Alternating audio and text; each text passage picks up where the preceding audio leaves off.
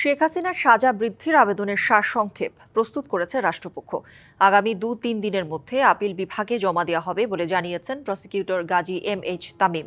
এদিকে সজীব ওয়াজেদ জয় ও সাবেক প্রতিমন্ত্রী জুনায়েদ আহমেদ পলকের বিরুদ্ধে জুলাই-আগস্টে গণঅভ্যুত্থানের সময় ইন্টারনেট বন্ধ করে হত্যাসহ মানবতাবিরোধী অপরাধের মামলায় অভিযোগ গঠন বিষয়ে শুনানি শেষ হয়েছে।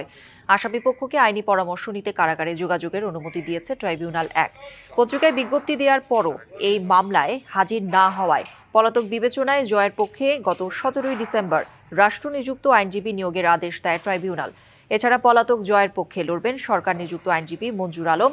এদিকে ট্রাইব্যুনাল 2-এ আশুলিয়ায় 6 মরদেহ পোড়ানোর মামলায় আসামিপক্ষের সাফাই সাক্ষ্য গ্রহণ শুরু হয়েছে।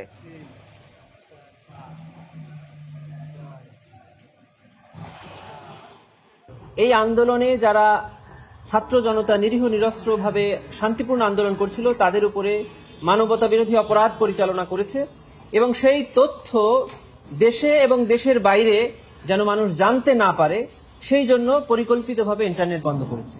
শুধু তাই নয়, এই আন্দোলনকারীরা যেন পরস্পর যোগাযোগ করতে না পারে সেজন্য এই ইন্টারনেট বন্ধ করা হয়েছে।